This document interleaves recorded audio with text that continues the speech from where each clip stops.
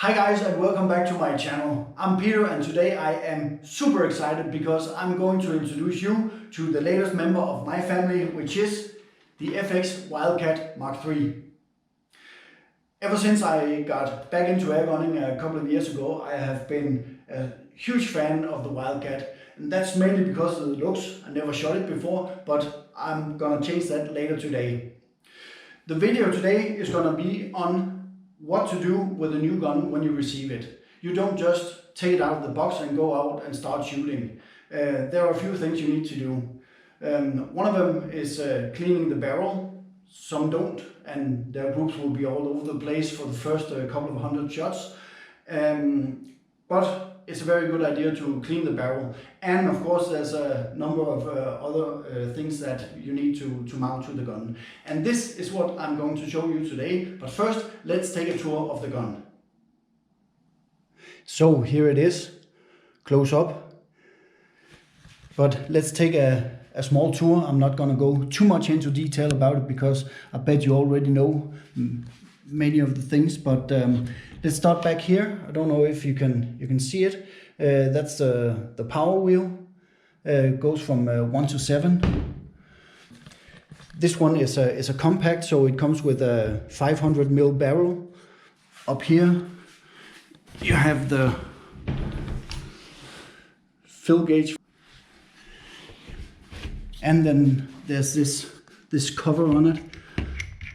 And here you find a 1/2 inch UNF so you can connect your moderator. The Wildcat doesn't come with a moderator, so either you have to go and buy one or you have to shoot it without it.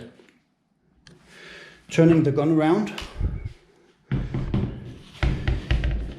you can see the reg gauge here, and that is definitely one thing that I want to change because it is extremely difficult to read it.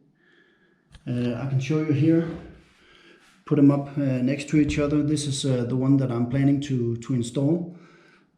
I don't know if you can tell the difference here and whether you agree with me to mount it or not, but that's definitely what I'm gonna do. But yeah, this was a close-up of the gun, and let's start mounting. Okay, now let me show you the things that I'll be attaching to the gun today. I have 2 different moderators. I'll probably end up mounting only one. I have the human regulator, and that's the one that I'm using on my FX Impact. I think it looks a little too big, and I'm not sure that I actually need it because I don't think it's all that loud. This is a standard FX, the one that comes with the Impact, and that's actually the one that I think I'll end up using. But I'll know much more about it when I've shot the first shots and tested it out. Here, this is a tiny picatinny rail that I'll be adapting here to the bottom of the stock. There is no way to attach a bipod, so if you want to attach it, you need one of these. I have this rather brilliant piece from Saber Tactical. It's an adapter that you can attach to the picatinny. So, and if you have an accu-Swiss mount on your bipod, you can use that on your gun. There's a bubble level, and for the big part, I have an element helix in the first focal plane, 6 to 24. I had it before in a second focal plane, and I was actually pretty happy about it. But then, you know, as things goes, you want something that's bigger and better, and definitely bigger the Titan is. But that's the one that I have on my Impact. But for this one, I think a little smaller and still in the first focal plane. I think this will fit the rifle nice. I will attach it on this Eagle Vision one-piece mount. This is a mount that I also have on my Impact, and this is just super nice. You can remove it by hand, attach it by hand, take it off your rifle, reattach it, and then start shooting, and you won't have to adjust one single click. It's just a super piece of equipment. So I had no doubt that this was the one that I wanted on my Wildcat. Some would say that it doesn't really fit the whole light and tactical thing about the Wildcat, making it a bit heavier, and that's true, but I mean, this functions so well, so I couldn't mount anything else. Then adjust the wheel for the parallax, something that I bought in China. Not to say anything bad about China, because the helix is also made in China and it works pretty well, so this one should work pretty well too. Mount for the scope mount, sorry, for the side shot cam. Yeah, and as you already saw, this new gauge for the regulator. So yeah, let's start out. The first thing that I'll mount is this piece of picatinny rail, so that we can work a bit easier on the gun. I'm starting here attaching this adapter to the top rail, so that I can attach the bipod with the gun upside down. Makes the whole thing a bit easier.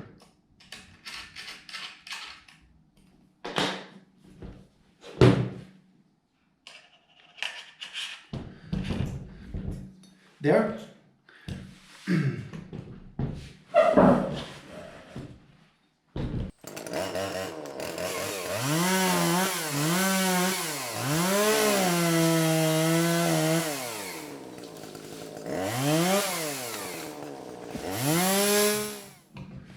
So, and it's on there pretty well. Yeah, I know it looks very, very stupid with this huge bipod on this tactical gun, but this is the only bipod I have, so for now it will have to do. Eventually I'll have to go and get something else that matches the gun a little better, I know, but for now this is the one that I'll be using. The next thing is to mount the scope, or actually I will mount this bubble level first, because that comes in pretty handy. And to be completely honest, I actually bought the wrong one.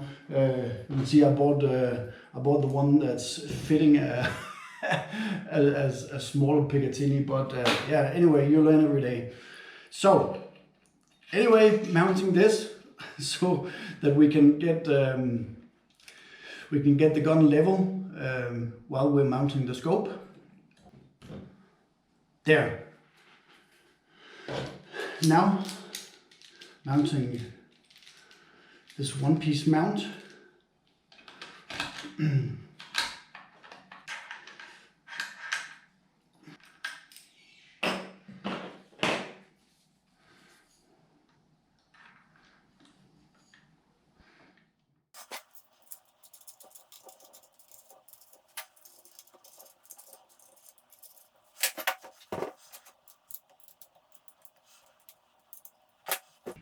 And let's see if it fits. Okay, mounting the scope took a little longer than I expected, mainly because I'm not too experienced in it, so I'm not gonna waste too much of your time. But talking down the mounts here, I'm using this torque screwdriver to be sure not to over tighten it.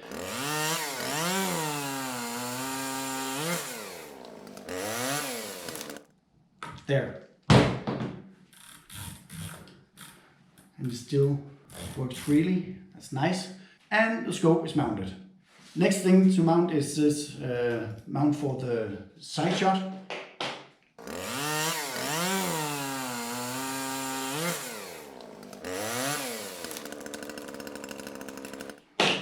Let's see. I think that's absolutely perfect. And there's a cam on it now. And now for one important thing, at least I think it is to clean the barrel. From the factory, it has some residue from the production, and it needs to be cleaned out. Sorry about this sound. There.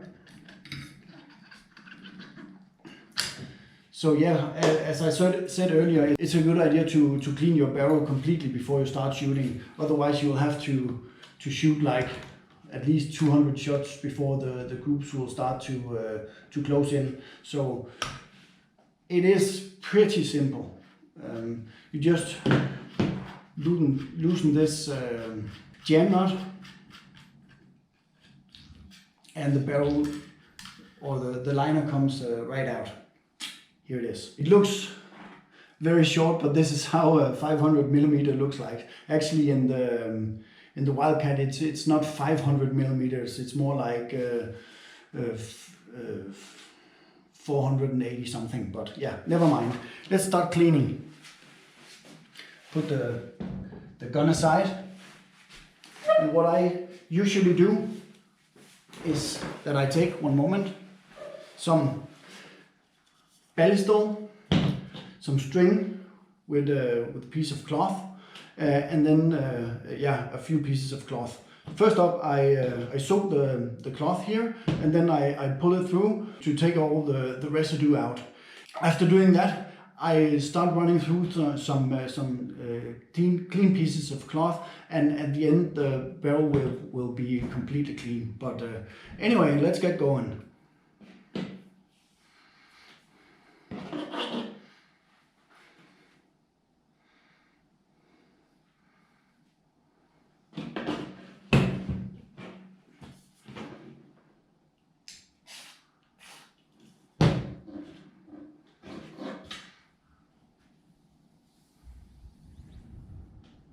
Yuck. That's definitely a good idea to clean this.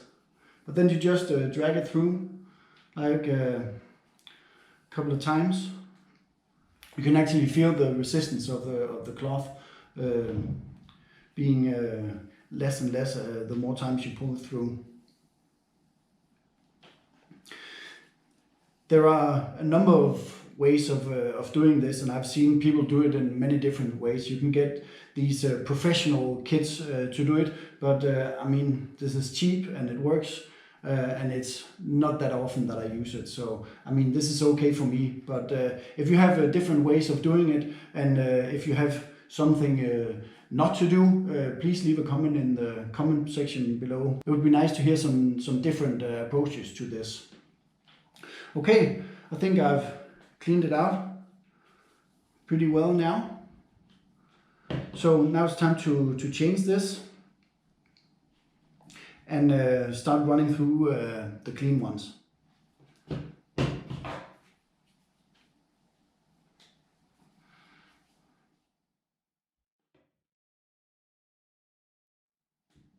Okay, so enough of that. I think we have one clean barrel here.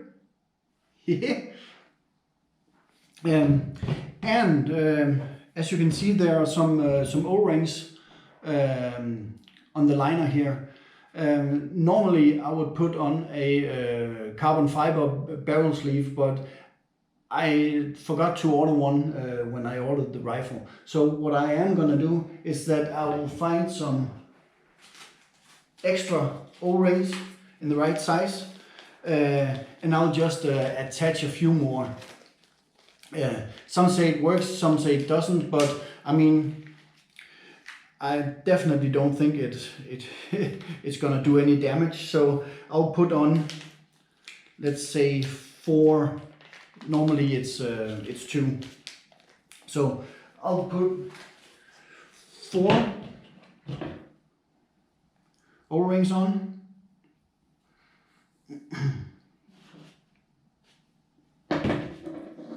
Divide them neatly here.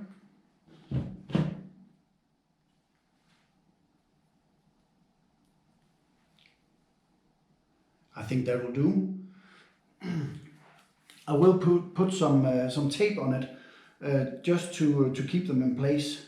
Like with the extra O-rings, I don't think it's gonna do any damage. I think it will have some kind of dampening effects. But I mean, this is only until I get the carbon fiber barrel sleeve. Give it a couple of rounds just next to the O-ring, like that. In that way I'll be sure that the O-rings doesn't move.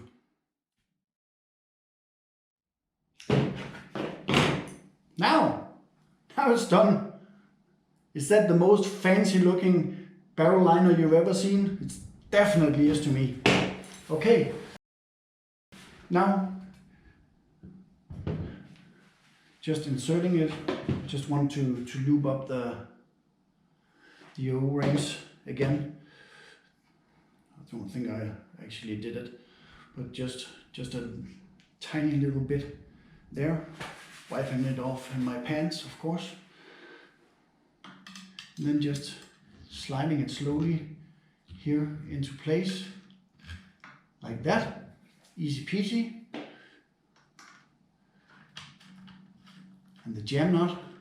The threads on these jam knots are just extremely sharp. Every time I've handled these, I always get these little scratches. I don't know if any of you guys have tried it, because you just want to snug it in, just grabbing it, and then you end up cutting yourself. Or maybe I'm the only one as stupid as that.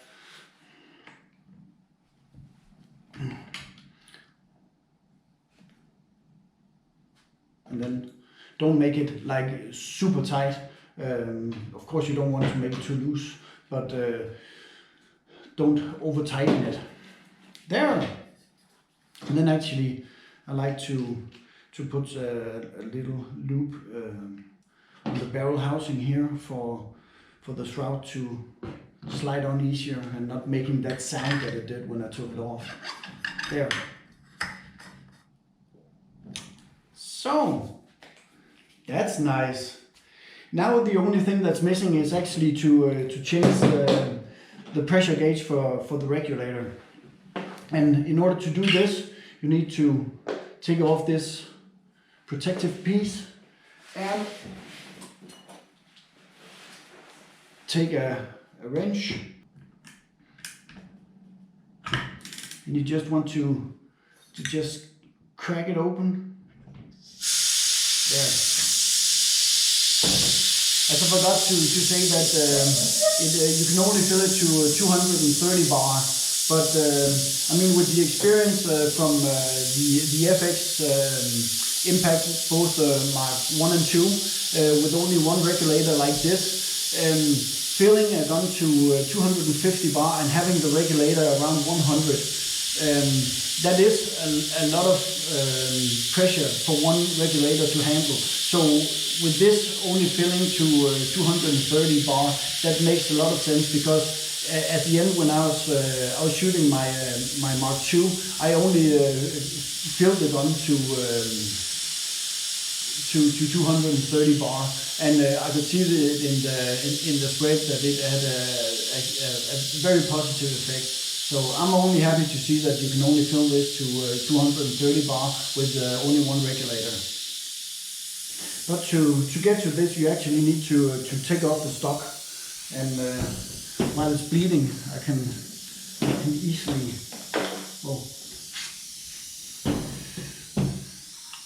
start taking off the stock.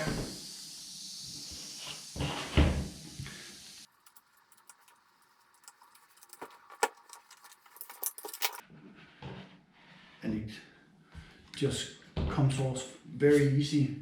This is the first time I've done it, and would you look at this stock? It's absolutely beautiful, even though I messed it up with this piece of junk here. No, it's not a piece of junk, it's nice.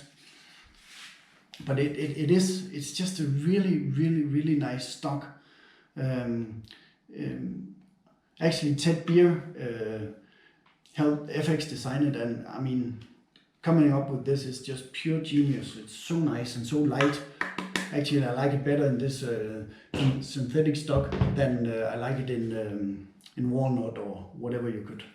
Okay, so this is the first time that I've had the stock off, and we have the regulator at 0, so no fuss, no danger, and that comes off so easy, like that, no problem at all. There, and then I have the new one, the one from Huma.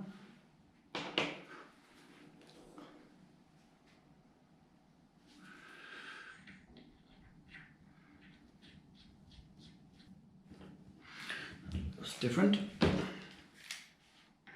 You should never tighten this too much, because then you will have problems with the reeling. So now I'll go in and fill up the gun. Remember to tighten down the gauge here.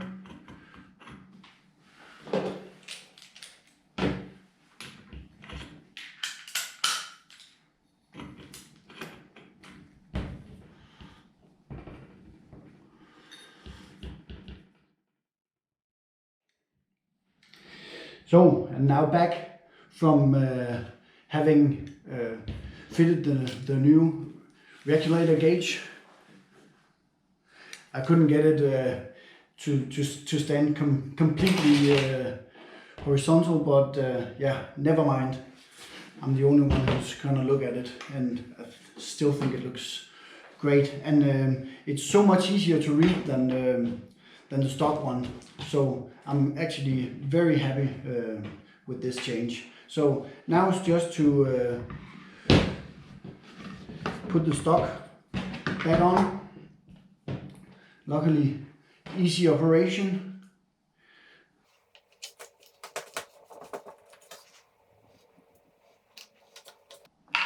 Yeah, and I guess that's it.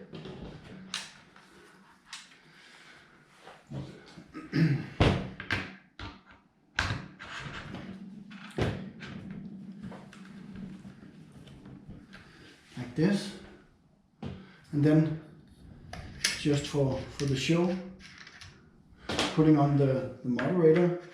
Oh, and I almost forgot the parallax wheel. I think it looks good. I like the idea of having a parallax wheel, but I don't know what you think. Should it stay or should it go? I mean, this is good. The gun is now set up. I got the regulator a bit lower than it was. I think it's at 90 bar now, which I think would be enough to shoot these JSB Heavies that I'm planning to test out. So yeah, wow, this is how it looks.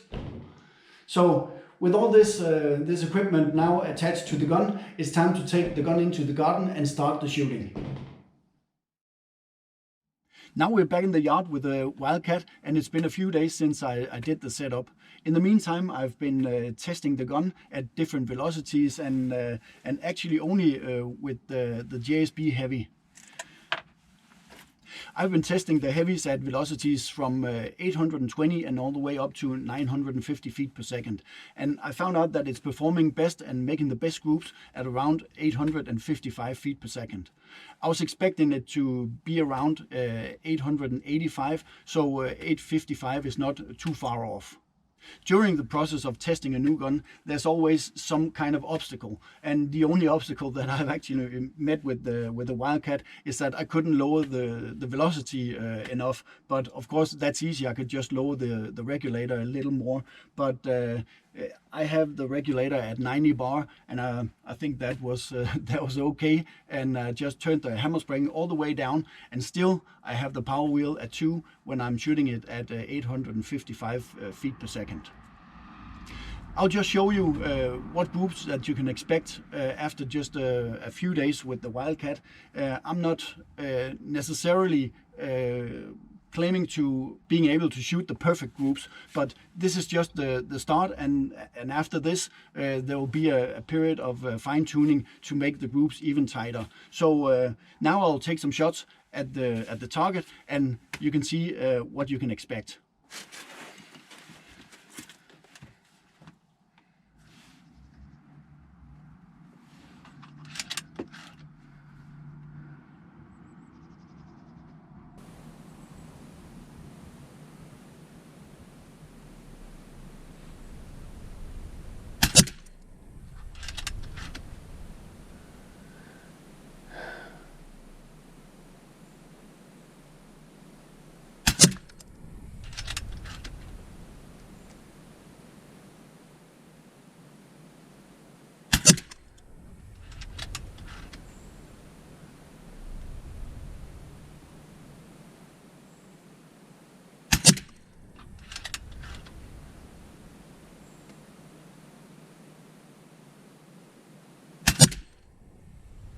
Yeah, that's I'll say that's more than respectable. The range is 34 meters or 37 yards, and with a group like that, I think it's difficult to really ask for more from shooting pellets. The reason that I got the Wildcat was to have a gun that was only shooting pellets, because, yeah, as I said, shooting slugs at full speed here in my backyard, it didn't really serve a purpose. So having a pellet slinger just for fun, using less air, the Wildcat seemed to be the right choice. But as a final conclusion, I can say that I'm definitely satisfied with the Wildcat. And somewhere in the near future, I'll be testing some other types of pellets in it.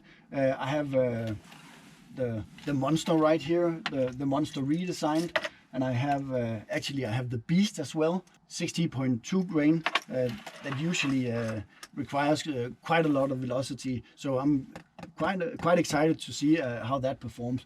And now that I said that I didn't want to shoot slugs in the gun, of course I'm going to test slugs anyway.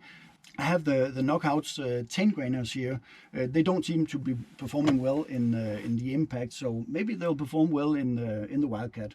But somewhere in the near future there'll be a test of different pellets. So with a group like that, it's time to end the video. In case you have some questions or some comments, you're welcome to drop them in the comment section below. So until then, take care and shoot safe.